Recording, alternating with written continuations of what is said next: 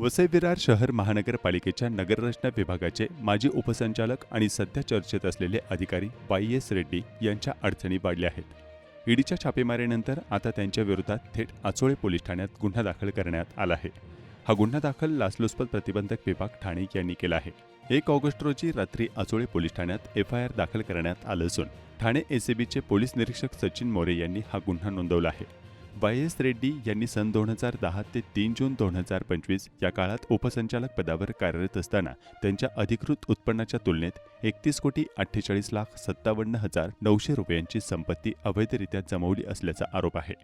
23,25,50,900 रुपये किमतीचे सोन्याचे आणि हिरे जडित दागिने, 8,23,07,000 रुपयांची रोख रक्कम असा ऐवज त्यांच्याकडे मिळून आला।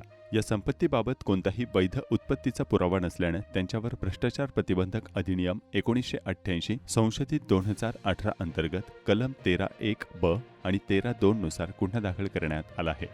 ईडीच्या छापेमारीत रेड्डी यांचे नाव समोर आले होते, जेव्हा वसई विरारमधील बांधकाम घोटाळ्यांमध्ये कमिशन सिंडिकेट उघडकीस आले। माजी आयुक्त अनिल कुमार पवार यांच्यासह रेड्डी यांच्यावरही प्रत्येक प्रकल्पासाठी ठराविक रक्कम कमिशन स्वरूपात घेतल्याचा आरोप आहे। आता या आर्थिक गैरव्यवहाराला FIRच्या माध्यमातून कायदेशीर बळ मिळाले आहे। या प्रकरणात आणखी कोणत्या अधिकाऱ्यांची नावे समोर येतात याकडे आता लक्ष लागले असून वसई विरार महानगरपालिकेतील हे प्रकरण राज्यातील सर्वात मोठ्या घोटाळ्यांपैकी एक ठरण्याची शक्यता आहे।